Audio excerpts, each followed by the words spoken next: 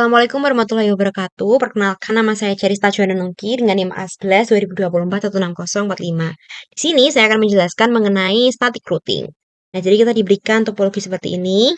Lalu kita itu harus mengkoneksikan antara device satu dan device lainnya. Nah, yang pertama itu server dengan R1 ISP ini itu menggunakan chopper crossover. Lalu R1 ISP dengan R2 central itu menggunakan DCI. Nah, lalu antara R2 central yang ini ke R1 sentral itu menggunakan chopper strike through, begitu juga dengan R1 sentral dengan 1A dan 1B juga pakai chopper strike through. Nah, untuk soalnya kita buka ini. Soalnya yang pertama ini ya. Subnet pertama itu existing student LAN yang dengan 28 host yang mengkoneksikan FA00 R2 sentral dengan FA024 ke S1 sentral. Lalu yang kedua, subnet future student LAN yang dengan 28 host yang belum diimplementasikan.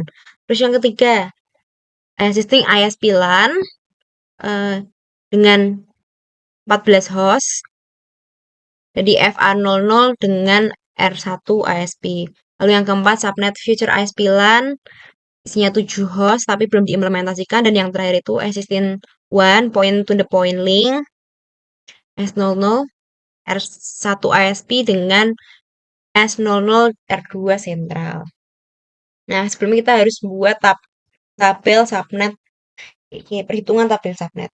Karena saya udah buat, jadi saya jelaskan di sini. Yang pertama itu ada student LAN, itu membutuhkan IP 28, alokasinya 2 pangkat 5 yaitu 32 dengan prefix 27. Yang future student LAN juga sama, membutuhkan IP 28 dengan alokasi 32 dengan prefix slice 27. Di sini subnet masknya 224 dan 224 juga ya, sama ya. Lalu ISP LAN itu kebutuhan IP-nya 14 dengan alokasi 2 pangkat 4 yaitu 16 dengan prefix slice 28 dan subnet masknya 240. Lalu FISP LAN membutuhkan IP 7 dengan alokasi 2 pangkat 4 yaitu 16 dan prefixnya slice 28. Di sini membutuhkan subnet mask 240. Terus I1 kebutuhan IP-nya 2, alokasinya 2 pangkat 2 yaitu 4 dengan prefix slice 30. Subnet masknya adalah 252. Nah, di sini udah ketemu semua, terus kita harus menentukan network address. Network address itu didapat dari soal. Jadi di sini nih, you have been given an IP address ini 192.168.3.0/24 di sini ya. Nih, di sini kita salin ke network address. Lalu cara buat dapetin bawahnya itu kalau saya yaitu menambahkan dengan alokasi. Lihat ya, di sini akhirannya adalah 0. Kita tambah dengan 32, hasilnya 32. Lalu tambah lagi dengan 32, hasilnya 64. Ditambah lagi dengan 16, hasilnya 80. Tambah lagi dengan 16, 96, tambah lagi dengan 4, hasilnya 100. Nah, cuman karena di sini ada subnetnya, jadi nggak usah ditulis gitu. Tapi dari network address ini bisa, apa ya, hasilnya tuh bisa buat nyari broadcast address. Nah, kalau cara saya itu dikurangin 1. Jadi kan tadi di bawah sini itu kan 100 ya harusnya ya. Nah, dikurangi 1. 100 dikurangin 1 yaitu 99. Terus 96 dikurangi 1 jadi 95. 80 dikurangi 1 jadi 79. 64 dikurangi 1 jadi 63. Kedua dikurangi 1 jadi 3. 1 gitu. Jadi tetap ditulis 192.168.3 sama, hanya yang diubah belakangnya aja dengan cara dikurangin 1 gitu. Dari network address ke broadcast address. Lalu cara mencari range IP validnya yaitu dengan menambahkan 1 dan mengurangkan 1. Jadi menambahkan 1 dari network address dan mengurangkan 1 dari broadcast address. Kayak gini nih. Kan ujungnya kan terakhirnya itu kan 0. Jadi tambah 1 jadi 3.1. Nah, yang terakhir ini 31 dikurangi 1 jadi 30. Nah, begitu juga selanjutnya, tambah 1 kurang 1. Ditambah 1 dari network address, awalnya 64 jadi 65, dikurang 1 dari broadcast address dari 79 ke 78 gitu. Gampang kok. Terus, ya next soal ini. For the server configure the second highest usable IP address on the ISP LAN. Coba cari ISP LAN di 78 ya. Cuman karena di sini mintanya adalah second highest, jadi tertinggi kedua. Jadi sebelum 78 itu berapa sih? 77 ya. Nah, kita tulis di ini, 78 jadi 77. Tadi mintanya di Eagle server jadi second highest jadi 77 dengan subnet masknya juga sama 240. Terus soal yang kedua diminta adalah R1 ISP FA0 interface configure this highest usable IP on the ISP LAN subnet. Ini tadi ISP LAN subnet kan 78 ya. Terus salin ke sini 78. Subnet masknya juga sama, cuman ini permintaan dari soal jadi FA00. Nah, ini loh FA00. Lalu yang bawahnya S000, S000, iya benar. Configure the highest usable address on the existing one subnet. Iwan, cari Iwan nih, this 98. Salin di sini S00 98, subnet masknya 252, interface-nya S00.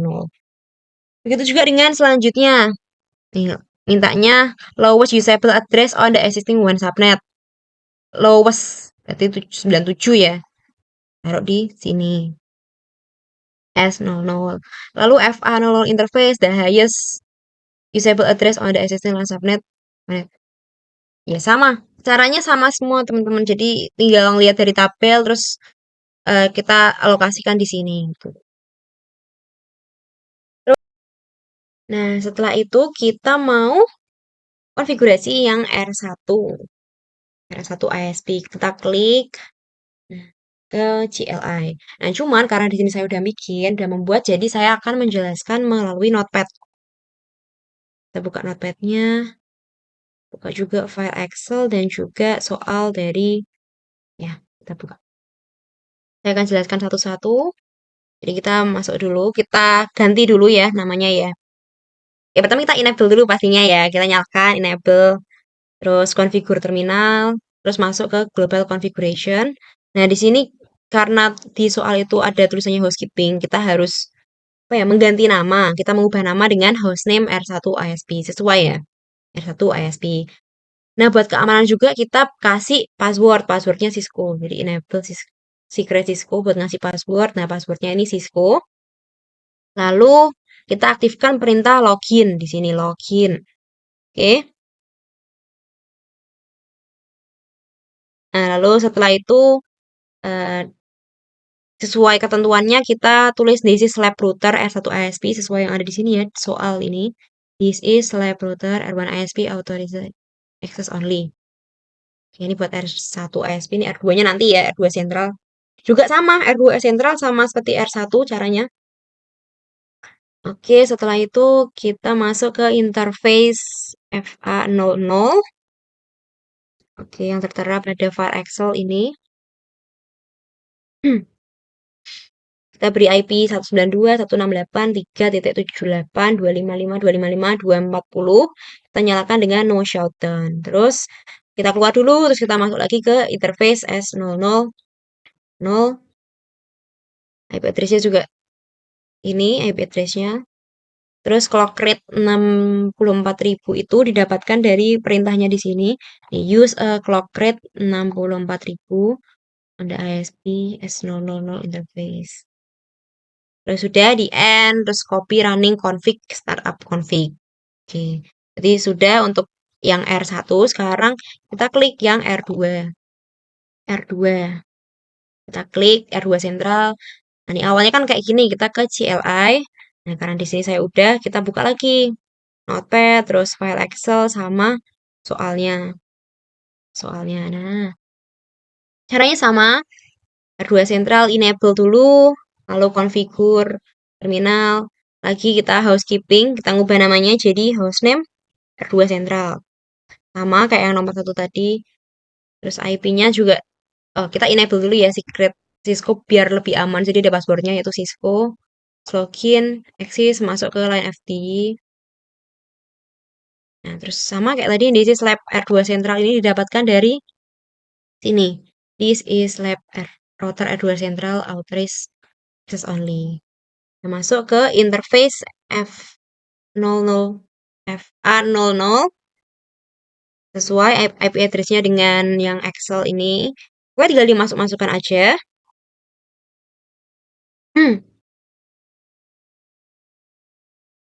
Nah, ini lalu bisa sampai ke IP root 00. Nah, ini penjelasannya itu karena dia melalui IP serial next hop punyanya R1 ISP, yaitu ini R1 ISP 192.168.398. Nah, kalau udah terus klik End dan simpan konfigurasinya. Udah disimpan. Lalu untuk yang ketiga, S1 Central. Kita klik lagi. S1 Central ke CLI. Karena udah kita buka di Notepad-nya, buka juga di file Excel, dan juga buka di soalnya. Yang perangkat terakhir ya, S1 Central ini perangkat terakhir yang akan kita config. Dan kita ubah namanya dulu, jadi pertama enable dulu, terus pastinya ubah configure, terus habis itu ubah namanya, hostname S1 Central. Nah, kayak yang di file notepad saya ini kita amankan switch dengan password. Ada mode enable console dan FTG serta pasang banner sesuai switch. Nih, pasang banner di isi slab switch S1 Central. Di ya ini, isi slab S1 Central. Sama kayak tadi R1 sama R2 kan juga pakai gini juga. Terus sudah interface VLAN 1, IP address-nya sesuai dengan yang ada di file Excel ini. No shutdown, exit. Terus kita simpan, copy running config, startup config. Seperti itu. Berarti ini sudah, tinggal kita coba yang 1A dan 1B. Nah, oke, langkah terakhir yaitu kita melakukan pengalamatan pada end device, yaitu di PC 1A dan 1B. Kita klik dulu PC 1A, terus kita klik desktop, terus kita buka juga di file Excel-nya. Nah, di sini kita naikkan ya. Naikkan dulu. Di sini PC 1A, itu IP v4-nya ada di 192.168.3.1. Lalu untuk subnet masknya itu di 255.255.255.244 sama. Lalu untuk default gateway-nya ini 192.168.3.30. Lalu untuk DNS servernya ini juga sama ya, 192.168.3.77. Nah, terus kita kalau menurut soal, kita lihat pakai soalnya, kita kembali ke soal. Untuk 1A dan 1B ini kita harus mencoba ya. Kita kan udah sorry kita nyoba untuk ya di sini ya. Kita coba untuk aktifkan. Nah, ini mah. Nah, lalu kita salin ini yang nama eagle server example.com. Kita salin.